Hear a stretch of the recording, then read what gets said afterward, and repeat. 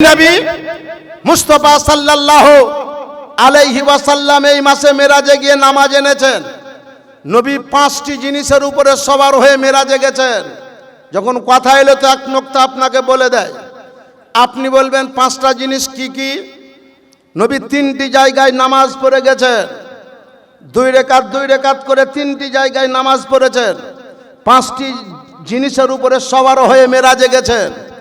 1 number হলো Buraq, 2 number হলো নূরের সিঁড়ি, 3 নাম্বার হলো ফারিস্তার বাজু, 4 নাম্বার হলো স্বয়ং জিবরিল আমিনের নূরের বাজু, 5 নাম্বার হলো সিদরাতুল মুনতাহা থেকে রাপে। জোরে বলুন নবী যে কি, এইটাই তো দুনিয়ার মানুষ জানে না। তো নবীর কলমা না পড়ে, নবীর দ্বীন ইসলাম গ্রহণ না করে, অবৈধ ধর্মে বিরাজ করে, বেরাদারান ইসলাম দ্বীন ইসলামের বাইরে থেকে গায়ের মুসলিম হয়ে, বেধর্মী হয়ে নবীর উপরে যে মহাগ্রন্থ কিতাব নাজিল হয়েছে তার ব্যাপারে যদি কুসমালোচনা করে, জেনে রাখবেন সে একদিন না একদিন ধ্বংস তাকে হতেই হবে। কারণ মুস্তাফাজি কি এটা আপনি আমিও বলতে পারবো না। আরে নবী তো নবী, নবীর বেটি যে কি এটা আল্লাহ রসুল ছাড়া দুনিয়ার মানুষই কেউ চিনতে পারেনি। নবী বলেছিলেন, শুনো, দুনিয়াতে যদি হুর দেখতে চাও, আমি রহমাতুল লিল আলামিন বললাম আমার বাড়ি এসে আমার খাতুনের জান্নাতকে দেখতে হবে। দুনিয়াতে 2টো মহিলাকে বতুল বলা হয়েছে। 1 নাম্বার হযরতে ঈসা নবিজ্ঞান আলাইহি ওয়াসাল্লাম তাসলিমের মা হযরতে মারইয়াম আলাইহি ওয়াসাল্লামকে, 2 নম্বরে খাতুনে জান্নাত মা ফাতেমাকে। আজ আমি আপনাকে বুঝাতে চাই, হে নবী মুস্তাফা সাল্লাল্লাহু আলাইহি ওয়াসাল্লাম এর বেটিকে চিনা যায়নি, বুঝা যায়নি। বেরাদারান ইসলাম এই মাসটা কত মহব্বতের, একটু ব্রেনে রাখিয়েন। এদিকে খাজা পাকের উরুস মুবারক, বেরাদারান ইসলাম আমার নবীর মেরাজের মাস, এর মিডিলে কিন্তু আমার মাওলাই আলীর ইন্তেকালের মাস। একবার জোরে বলেন, মাওলাই আলীর শহীদের মাস। এই জন্য আমি বেশি বেশি জালসা জীবনীতে একটা ভাষা বেশি প্রয়োগ করি, যদি পারেন বিবির হাতে হোক, বেটির হাতে হোক, বোনের হাতে হোক, মায়ের হাতে হোক, কেউ যদি শিক্ষিত মহিলা বাড়িতে থাকে তার হাতে একটা জান্নাতি মহিলাদের জীবনী বই এনে তুলে দেন, স্টাডি করবে। নচেত আহলে সুন্নাতুল জামাতের লিখনীয় কিতাব 12 মাসের ফজিলত তার হাতে তুলে দেন, স্টাডি করবে। আর আপনিও জান্নাতি পুরুষের একটা জীবনী স্টাডি করেন। কসম খোদার, আজ নাহি তো কাল সহি, একবার না একবার জান্নাতি পুরুষের জীবনী স্টাডি করে আপনার জীবনের পরিবর্তন হতে হবে, হতেই হবে, হতেই হবে। কারণ সব সময় মাথায় রাখবেন, আজকে যারা জালসা শুনতে এসেছেন এটা ব্রেনে রাখবেন, আপনার জিন্দেগির এটা শেষ জালসা হতে পারে। কথা বুঝতে পারছেন? কালকে যদি মরণ হয় তার জালসায় যেতে পারবেন না। আজকে ফজরের রাতেই যদি মরণ হয় তো জালসা শেষ।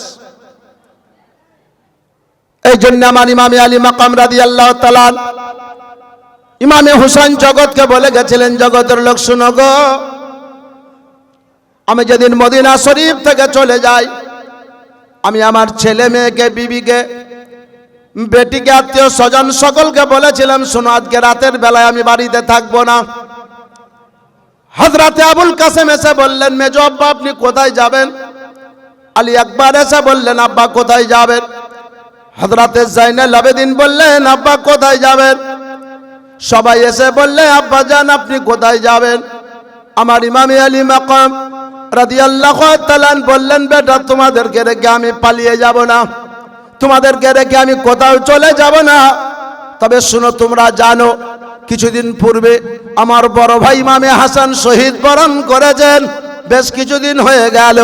তারপর থেকে আমার মনের দিক থেকে পরিস্থিতি খুব ভালো নাই। আমার মন বলছে আমার নানা আমার জন্য বলে দিয়েছিলেন আমার নাতি দিনের খিদমত করতে মক্কা মুকাররমা যাবে। মক্কা মুকাররমা যাওয়ার পথে বহু ঘটনা ঘটবে। শেষ প্রান্তে 61 হিজরিতে মুহররম চাঁদের 10 তারিখে কারবালার জমিনে কোরবানি হবে। মনে হচ্ছে সময়টা চলে আসছে। ও বেটা আলী আকবর, ও বেটা আবুল কাসেম, শোনো শোনো গো, শোনো শোনো শোনো, আমি তোমাকে বলতে চাই আজকে রাতের বেলায় অন্য কোথাও যাব না জননী। আজকে রাতের বেলাতে শেষবারের মতো আমি আমার নানা আকা মুস্তাফার রওজা শরীফটা একটু জিয়ারতে যাব। তাহলে হাদিস থেকে প্রমাণ পেয়েছেন কবর জিয়ারত করা। আহলে বাইত থেকে প্রমাণ পাবেন কবর জিয়ারত করা। আমার ইমাম আলী মাকাম রাদিয়াল্লাহু তাআলা এক পা করে চলে গেলেন আমার রহমাতুল লিল আলামিনের মাজার শরীফের রওজা শরীফের সামনে দাঁড়িয়ে ইমামে হুসাইন হাজ্জর করে এক পা করে গিয়ে ছেলেদেরকে বলেছে, বেটা গো, আমার নানাকে দেখতাম শাবানুল মুআজ্জাম মাসে 15 তারিখে রাতের বেলাতে উম্মুল মুমিনিন হযরত আয়েশা সিদ্দিকার বিছানা থেকে উঠে আমার নানা জান্নাতুল বাকিতে কবরস্থানে গিয়ে নানা আমার মাথা ঠুকে রব্বি হাবলি উম্মতি, রব্বি হাবলি উম্মতি বলে কাঁদতে, আর দয়ার নবী উনার প্রেমিকাদের জান্নাতুল বাকিতে কবরগুলো জিয়ারত করতে।